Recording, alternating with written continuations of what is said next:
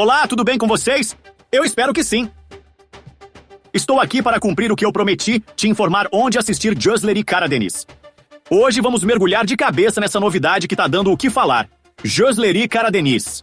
Imagina um mar negro de segredos, herdeiros perdidos e amores que são tipo uma tempestade no Bósforo. É isso aí, uma dramalhão turco que promete afogar a gente em emoções. Lançada em 2025, essa série é daquelas que mistura herança familiar com um romance proibido.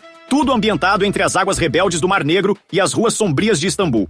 Dirigida por quem sabe o que faz, com um roteiro que parece saído de um sonho febril, ela já estreou ontem, 2 de setembro, e olha, o buzz tá rolando solto nas redes. O protagonista é Azil, um rapaz criado nas ondas bravas do Mar Negro, tipo um pescador durão que acha que a vida é só rede e peixe. Sabe aquela sensação de abrir uma porta que você nem sabia que existia na sua própria casa?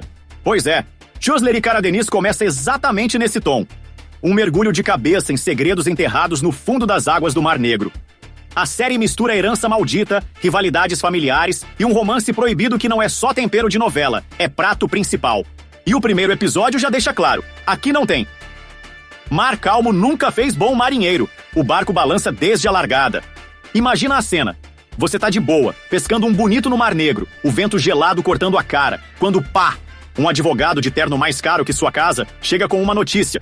Você não é um Zé Ninguém. Você é o herdeiro perdido de uma das dinastias mais poderosas e obscuras de Istambul. É basicamente o príncipe e o mendigo num reality show de sobrevivência familiar, onde os tubarões são seus próprios primos e a isca é uma herança bilionária.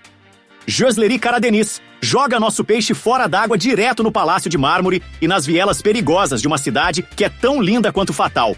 Quer saber mais? Vem comigo!